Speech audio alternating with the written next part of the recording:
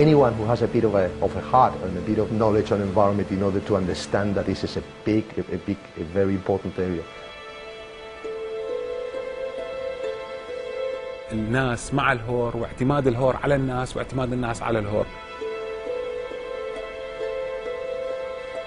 When your eyes are opening beyond the desert and you see the beautiful water areas, it is quite incredible.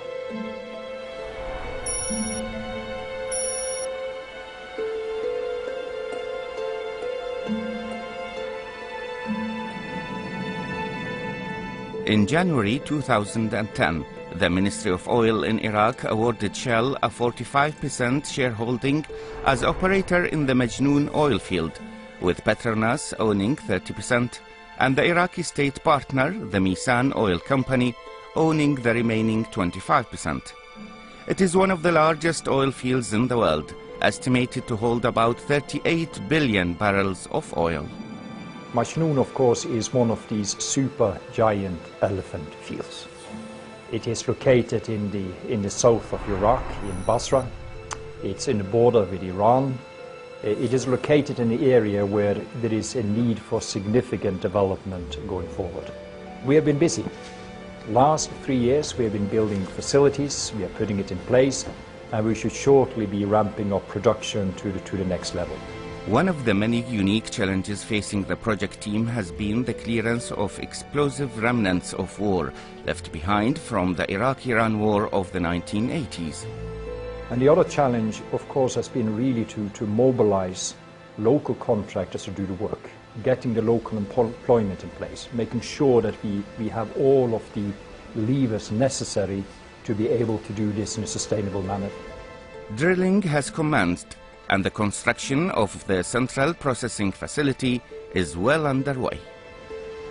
Mejnoon is a big field, and today we have only been in the southern area of the field. If you look towards the north, we also have a very environmentally sensitive area, the Ramsar area, and it's all about now trying to understand how we can go in and also work in that area in what I call finding the right balance between the environmental side and the societal pressure, and of course the development side.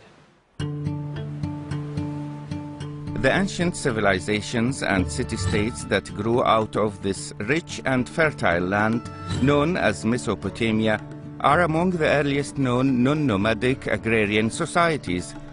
The Ubaid, Sumer, Akkad, Assyrian and Babylonian civilizations all emerged from these lands, giving rise to the widely accepted theory that Mesopotamia is the cradle of civilization.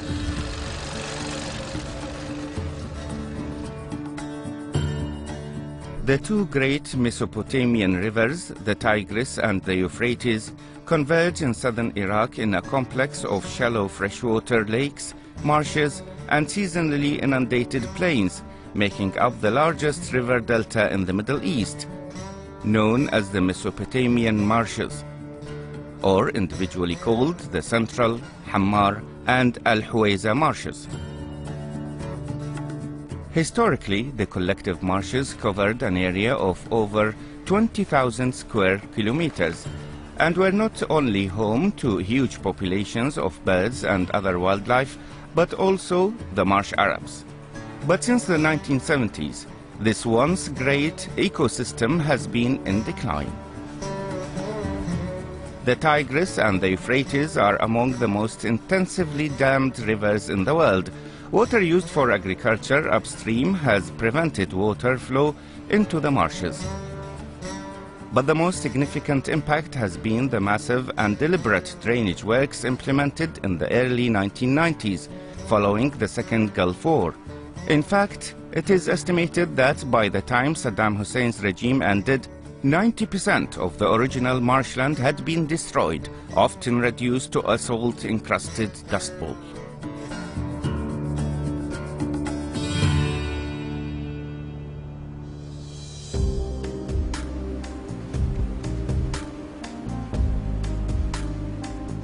Of the three main marsh areas, Al-Huwayza now remains the most intact marshland of the Mesopotamian system.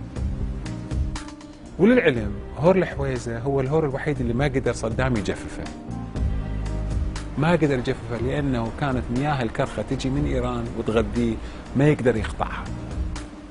بعد التحرير مثل ما قلت لك أهل المنطقة بدأوا يقصقصون السداد وبدأ يرجع المي. هور الحويزة أول هور رجع، هور الحويزة أول هور رجع ورجع بقوة. القصب خلال 6 أشهر بدأ يرجع، الناس بدأت تصيد بداية بال 2004 شباط 2004. وأهوار العراق هي مثال الحقيقي لما يسمى اليوم يسموه sustainable development. أهوارنا هي المثال الحقيقي لمعيشة الناس مع الهور، واعتماد الهور على الناس واعتماد الناس على الهور. However, in 2008, the Iranians completed a dam on the Karkha River, which resulted in the Al-Huwayza marsh receding back to virtually the same reduced levels last seen under Saddam.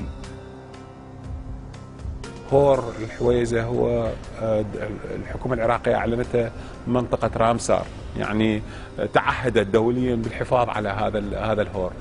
ونتيجة للسدة الإيرانية أعلنت الحكومة العراقية أنه هذا راح نحطه بالمونترو لستة مونترو اللي هي الأهوار المهددة، وعلى الدول الموقعة إلى رامسار التعاون لإنقاذ هيك مناطق.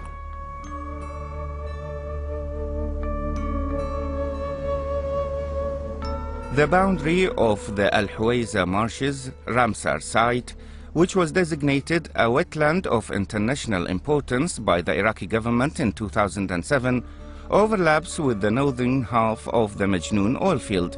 These wetlands themselves do not currently extend to the southern boundary of the Ramsar site, as water levels have reduced since the Iranian dam was completed.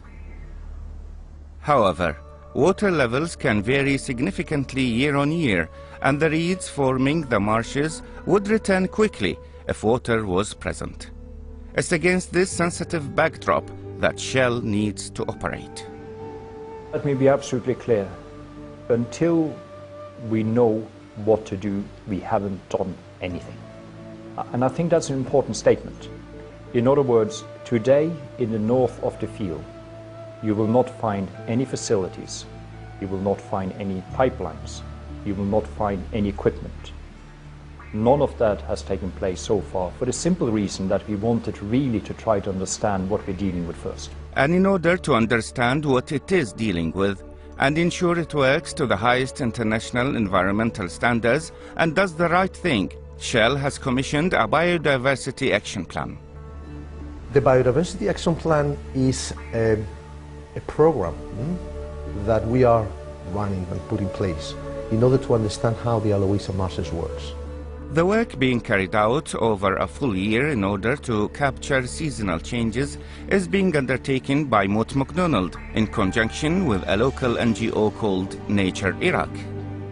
It is the Iraqi NGO that has the most experience working with in the marshes. 17 survey points were selected both inside and outside of the concession area, and at each point the team assessed the area for the types of habitat and species present: birds, mammals, fish, reptiles, amphibians, and dragonflies, the quality of water, and a measure of how pristine the environment is. We are in Site 6 for the Biodiversity Action Plan project.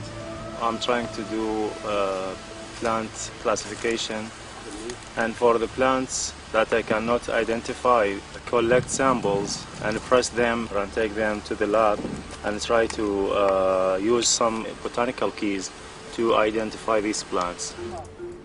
In addition to the biodiversity surveys, the team is also undertaking an assessment of the community use of the marshes in order to understand how the biodiversity of the marshes in terms of reed gathering for houses, reed fodder for the water buffaloes, and fishing, for example, are used for livelihoods in the predominantly marsh Arab communities that live in and around the marshland system.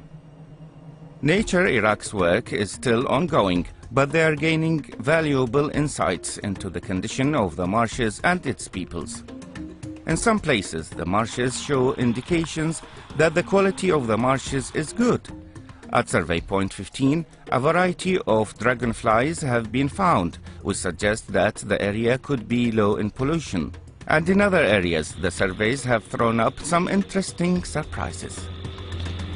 We found something interesting. We found the water lily. The interesting thing about this plant that it disappeared from the marshes after 90s when the marshes were dry. The good news that this is the first time we see this plant, and that means the nymphoides or water lily came back to الحويزة marsh. Because the security constraints in Iraq mean that the survey team were unable to survey animals after dark, a camera trap was placed at survey point 13 in order to help understand the movements of nocturnal animals. As well as the desert fox, the grey wolf was also captured on film, a surprising discovery as it was thought to be extinct in Iraq, at least prior to the surveys. Further work to understand this animal will be ongoing.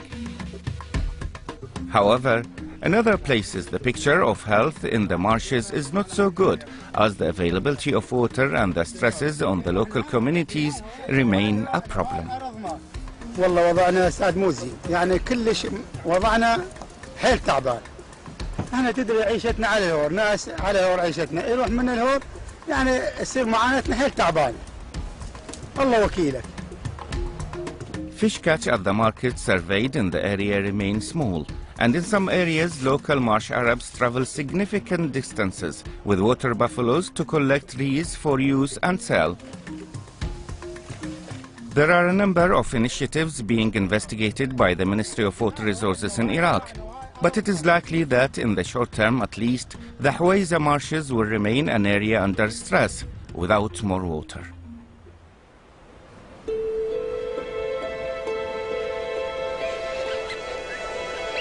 Finding the balance between the environment, the people and development will be key in managing this area. It is an area where there are large hydrocarbon volumes. We can't ignore that. And therefore we have to manage this tension between the environmental side and the development side. Now we are firmly in the belief that those tensions can be managed. So it is not an either or, it is both together. But obviously before we start developing, we really need to understand and dialogue to make sure it is done in the best possible way. The work in the Biodiversity Action Plan is still ongoing, but early outputs from the data are being used now by the design engineers to plan future infrastructure away from the sensitive parts of the field and to design them in such a way to minimize their impact on the landscape. The actions from the plan are shaping up to include partnering with local universities to gather further data on key species, and actions are planned to extensively engage with Iraqi and international stakeholders to build awareness and understanding of the marshes and their importance to Iraq. عملية إنعاش الهور والبقاء والحماية على الهور يحتاج لها جهات عديدة، بدءا من الحكومة العراقية بتخصيص كمية محددة من المياه لإرجاع الهور. عندنا دور أهل المنطقة يريدون معيشة بكرامة. للأسف بسبب عدم وجود فرص شغل جاي أهل المنطقة دي يصيدون بشكل جائر، وأنا العالم تريد تاكل. فأنا أقول لك حتى الشارع عندها دور بإيجاد فرص عمل لهذا الناس على مود يعيشون بكرامة. In the end of the day, it is all about protecting a heritage for the future and a value that not always obvious if you look at it from an isolated point in time. It's about sustained value in the longer term. And what I would like to see is the development in a really good manner. The steps we take today are important for what will happen 50 years from now.